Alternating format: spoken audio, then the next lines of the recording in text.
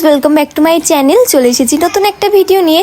আর আজ আমরা গিয়েছিলাম শান্তিপুরের হাটে। আর তোমরা তো জানোই শান্তিপুরে তাঁতের শাড়ি খুবই বিখ্যাত। আর পুজো তো সামনে চলেই আসলো, মাত্র হাতে গোনা কয়েকটা দিন, কিন্তু তাও এখনো আমাদের শপিং কমপ্লিট হয়নি। আর আজ গিয়েছিলাম আমার জন্য কিছু কেনাকাটি করতে না, আজ গিয়েছিলাম আমরা পিসির জন্য কেনাকাটি করতে। পিসির অনেকদিন ধরেই ইচ্ছে ছিল যে একটা খাদি শাড়ি পরার, কিন্তু আমাদের চাকদাতে ভালো খাদি শাড়ি পাওয়া যাচ্ছিল না। তাই ভাবলাম যেহেতু দিদির বাড়িতে এসেইছি তাহলে একবার মার্কেট থেকে ঘুরে যাওয়া যাক। আর এখন যেহেতু পুজো, যার কারণে অনেক দূর দূর থেকে লোকজন এসে কেনাকাটি করছে।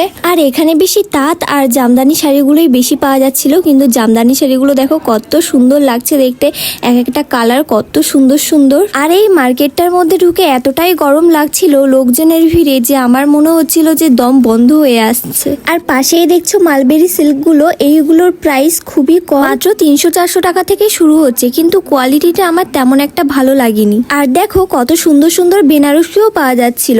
আর এই রেড কালার বেনারসিটা দেখো কতটা সুন্দর লাগছে দেখতে। আর এই মার্কেটটা এতটাই বড় যে পুরো মার্কেটটা ঘুরতে ঘুরতে আমাদের অনেকটা সময় চলে গিয়েছিল, কিন্তু তাও আমার পিসির একটাও শাড়ি পছন্দ হচ্ছিল না এর মধ্যে। আর হ্যাঁ, এখানে না খুব সুন্দর সুন্দর সালোয়ারের পিসগুলো পাওয়া যাচ্ছিল।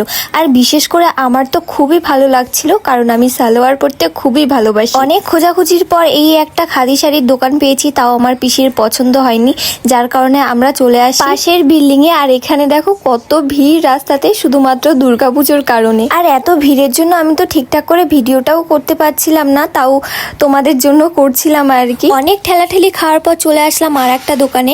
আর এই দোকানটাতেও বেশ ভালো ভালোই শাড়ি পাওয়া যাচ্ছে। আমার তো বেশ অনেক শাড়ি পছন্দ হচ্ছিল, যার কারণে আমি পিসিকে বলছিলাম এর মধ্যে থেকেও একটা নিয়ে নাও, কিন্তু আমার পিসি তো নেবে না, বাড়ি থেকে ডিসাইড করে এসেছে খাদি শাড়িই নেবে। আর এখানকার তাঁতের শাড়িগুলো এতটাই কম প্রাইসে বিক্রি হচ্ছিল যে আমি বিশ্বাসই করতে পারছিলাম না।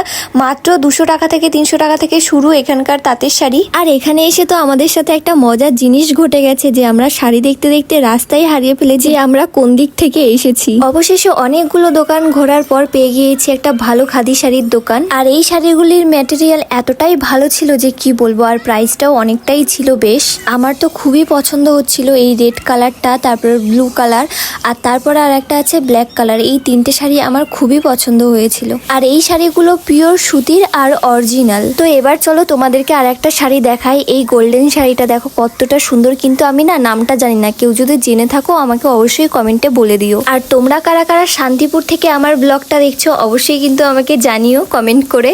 অবশেষে আমার পিসির শাড়ি পছন্দ হলো। আর এবার যাব আমরা বাড়ির দিকে, তার আগে আমরা এক গ্লাস করে আখের রস খেয়ে নিলাম। এদিকে দেখো আমার পিসি বাইকে উঠে এতটাই ভয় পেয়ে গেছে যে আমার জামাইবাবুর জামার কলারটা ওভাবে ধরে রেখেছে শক্ত করে। আর আজকের ভিডিওটা এটুকুই, কেমন লাগলো অবশ্যই কমেন্ট করে জানিও। আর আজকের মতো টাটা।